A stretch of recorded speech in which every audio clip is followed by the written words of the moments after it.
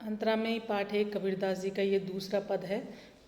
इसमें कबीरदास जी ने खुद को एक गृहिणी स्त्री के रूप में प्रस्तुत करते हुए कहा है कि प्रियतम अब तो घर लौटा, मतलब प्रियतम से घर लौटाने की आकांक्षा व्यक्त की है।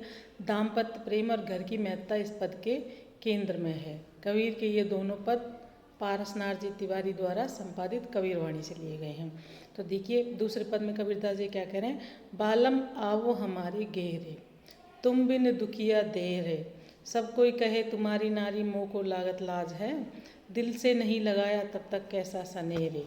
अन्न न आवे नींद न भावे, ग्रह वन धरे न धीर रे। काम इनको है बालम प्यारा, जो प्यासे को नीर ने।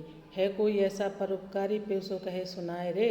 अब तो बेहाल कबीर भयो, बिन देखे जीव जाए रे। कबीरदास जी इसमें अपने आप को एक गृहिणी आत्मा मानते हुए प्रस्तुत कर रहे हैं, यानी गृहिणी नायिका मानते हुए प्रस्तुत कर रहे हैं, जिसका कि नायक बाहर गया हुआ है या अपने आप को इस मिलन के लिए इतने तड़पते हुए से दिखाई दे रहे हैं कि वो अपने ईश्वर से आकर मिलने के लिए कह रहे हैं। देखिए क्या कह रहे हैं। बालम आवो मारे गेरे, कि एक नायिका के माध्यम से उन्होंने अपने को ईश्वर की भक्ति के प्रति किस तरह से बेजार दिखाया गया कि बालम आवो हमारे गहरे।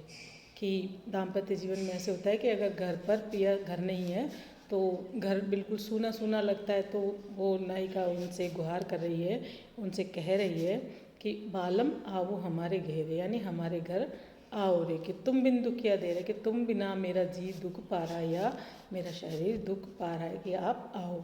सब कोई कहे तुम्हारी नारी, मोह को लागत लागे।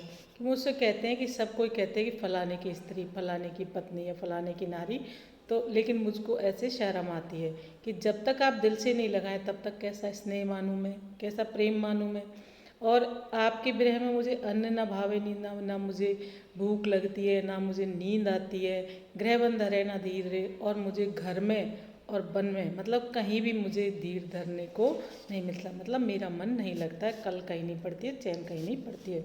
कामिन को है बालम प्यारा, यानी स्त्री खुद को कामिनी, मतलब खुद को काम से पीड़ित बताते हुए कह रही है कि मुझे तो है बालम प्यारा। कैसे कि जिस प्रकार प्यासे को पानी की आवश्यकता होती है, इस तरह मुझको भी आपसे ही स्नेह है, प्रेम है कोई ऐसा परोपकारी, पेशो कहे सुनाए रे। कि ऐसा कोई परोपकारी है या परोपकार करने वाला है जो मेरे इस संदेश को जाकर के मेरे प्रियतम से कह दे कि अब तो बेहाल कबीर भयो है, बिन दे के जीव ना जाए। कबीरदास जी कह रहे गृहिणी नायिका के लिए या कि भाई अब तो ऐसा हो गया है शरीर का कि मेरे को बिना पिया के देखे बिना जिया नहीं जाएगा। तो वो अपने आप को कामिनी स्त्री के माध्यम से प्रस्तुत करते हुए कबीरदास जी इस पद में कह रहे हैं, अपने ईश्वर से अपने आप साक्षात्कार के लिए कह रहे हैं कि आवो हमारे घेरे, कि हमारे घर आ जाइए। तुम्हारे जब तक आप नहीं मिलेंगे तब तक मेरा ये जी दुख पाता रहेगा। और सब कहते हैं कि जिसकी आराधना करते हैं, जिसकी हम भक्ति करते हैं, तो उसी के लिए कहते हैं कि देखो ये राम का भक्त है, ये कृष्ण का भक्त है। और जब तक वो ईश्वर उनको आकर के अपने गले नहीं लगाए तब तक उनका कैसे प्रेम माने। तो इस पाठ में दाम्पत्य प्रेम और घर की महत्वता को दर्शाते हुए ईश्वर के प्रति प्रेम को कबीरदास जी के को दर्शाया गया है।